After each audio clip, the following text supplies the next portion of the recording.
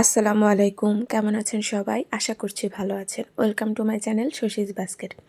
আশা করব যে প্ল্যাটফর্ম থেকে দেখছেন ভিডিওটা পুরোটা দেখবেন এবং এনজয় করবেন এবং ভালো মন্দ যেটা লেগেছে আপনাদের ভিডিওটা দেখে সেটা সুন্দরভাবে একটা গঠনমূলক মন্তব্যের মাধ্যমে শেয়ার করবেন।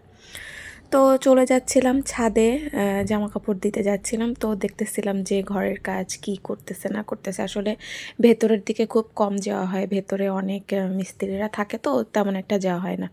আমি এমনিতেও বের হই কম, উঠলে সোজা একদম ছাদে চলে যাই। সকালবেলা যাই, দুপুরবেলা এরকম করেই যাওয়া হয়। তো চলে গেলাম ছাদে। আর এই যে বাইরের দিকেও রং হচ্ছে, তো যত গাছপালা যেগুলো চারপাশে ছিল সেগুলো হচ্ছে এই যে সরায় সরায় নিয়ে আসা হয়েছে। যে দেখতে পাচ্ছেন, দেখেন গোলাপ গাছটায় কতগুলো গোলাপ ফুল ফুটেছে। আর লাল গোলাপ, লাল না, গোলাপি গোলাপটাও দেখতে পাচ্ছেন। এই যে দড়ি টড়ি করে ওনারা হচ্ছে মিস্ত্রিরা রং করছে বাইরের দিকটায়।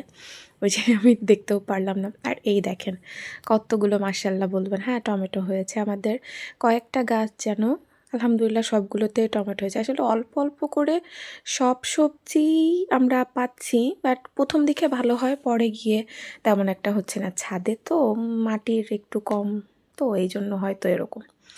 তো আজকে হচ্ছে কফি না, আজকে ভাবলাম একটু চা খাবো এবং খুব আয়োজন করে আমি করতে গিয়েছিলাম এবং আয়োজন করতে যে একটা ঝামেলা হয়ে গেলো। তো ভাবলাম ঠিক আছে, এই যে দেখেন প্রথমেই আমি তাওয়া যেটা রুটি সেঁকা সেটা এমন জাল দিয়ে দিয়েছি একদম কালো করে ফেলেছি। তারপর পাউরুটি দেওয়ার সাথে সাথেই একদম কালো হয়ে গেল, মানে ঝামেলার উপর ঝামেলা। তো আমি হচ্ছে পাউরুটিটা ডিম দিয়ে খেতে চাচ্ছিলাম আর চা ছিল।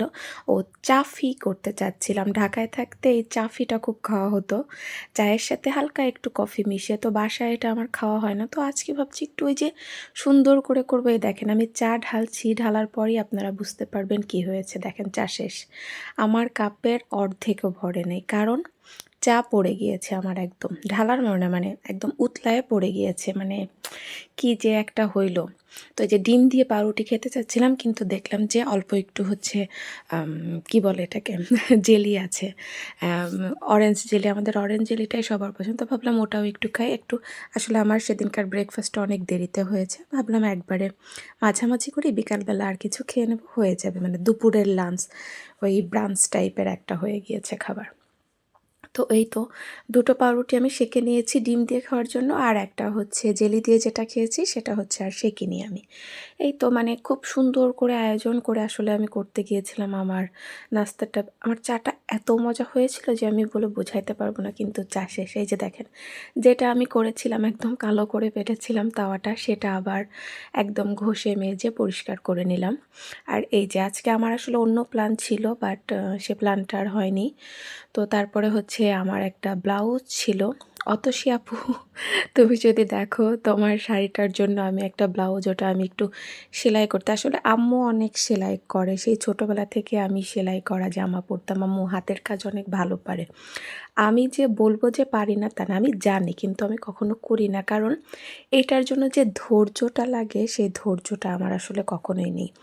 আম্মুর ছোটোবেলা থেকেই মেশিনের কাজ বা হাতের কাজ করা দেখেছি, তো আমি আমার মতন করে করতাম। কিসে করতাম? আমি পুতুল খেলতাম ছোটোবেলায়। পুতুল, আম্মু আমাকে যেই জামা কাপড় দিয়ে যেভাবে জামা বানাই দিত, আমি সেম জামা বানাইতাম আমার পুতুলের। এটা আমার এখনও আছে গোছানো, আমার পুতুলের জামা কাপড় গোছানো, এই আর কি। তো ওরকম করতাম, কিন্তু ওভাবে করে আমি আসলে অত হাতের কাজটা যেগুলো জানি না। এই জন্য আমার পরিচিতরা বা আমার বন্ধুবান্ধব অনেকেই বলে আমাকে, এই আন্টি এত ভালো বা তোমার আম্মু এত ভালো কাজ পারে, এসব তুমি কেন করো না? আমার কথা যে আমার তো এত ধৈর্য নেই, আমার এইগুলোতে একটু আগ্রহ জাগে না। তো হঠাৎ করে মনে হলো যে ব্লাউজটা আমি করব, একটু একটু কাজ করি, জাস্ট মনে হইলো। আম্মুর উপর আর দিতে ইচ্ছা করছিল না, আম্মু দেবে ধমক, হ্যাঁ তোমার সব কাজই আমি করে দেবো। তো ভাবলাম ঠিক আছে, এটা একটু আমি করি। একদম সহজটা নিয়েছি আমি, অনেক ভেবে ভেবে যে সহজটা, মানে ফুলটা আঁকিয়েছিও আমি খুব সহজ একটা, যে সেলাইটা করব সেটাও সহজ, যেটা আমার মনে আছে যে এটা হচ্ছে সবথেকে সহজ সেলাই হবে সেটা, মানে জাস্ট আমি একদিন বসলেই, হয়তো একটানা বসলেই আমি কাজটা করে ফেলতে পারতাম। যদি এটা একদিনেই করা সম্ভব ছিল আমার পক্ষেই, আমি যতই অধৈর্য একদিনে করতে পারতাম, কিন্তু আমি করতে পারিনি, 2 দিন লেগেছে। কারণ আমি এখন একভাবে বসে থাকলে আমার প্রচুর ব্যাক পেইন হয়। এই লাইভ করতে গিয়েই আমার এই ব্যাক পেইনের সমস্যাটা হয়েছে। এই জন্য আমি নতুন বছরে ভাবছিলাম যে আমি লাইভ আবার শুরু করব, বাট আমার হচ্ছেই নাই। একভাবে কিছুক্ষণ বসে থাকলে আমার ব্যাক পেইনটা হয়, এই জন্য আর কি। তো আজকে আর ভিডিওতে কত কি দেখাবো বলেন? বাইরে ঘুরতে গেলে না হয় ঠিক আছে, বাসায় আর কি কাজ?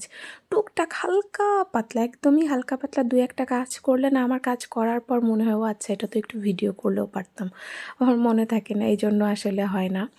তো এই যে বসে বসে ছাদে বসেই সেলাই করছিলাম, কারণ আমি আঁকাইছি হচ্ছে একদম পেন্সিল দিয়ে, খুবই হালকা হয়েছে, চোখেই দেখছিলাম না। এমনিতেই আমি তো 4 চোখা। আমার একটা ফ্রেন্ড আমাকে বলে কানা। না, আসলে অতটাও চোখে কম দেখি না আমি, এই আর কি, হালকা পাতলা। এই যে দেখেন, যারা হাতের কাজ জানেন, আমার ব্লাউজ কিন্তু কমপ্লিট। এই যে যারা হাতের কাজ জানেন তারা জাজ করবেন না, খুবই সিম্পল কাজ, অনেক ভালো কাজ পারেন আপনারা। তো কেমন হলো আজকের পুরো ব্লগটা জানাবেন।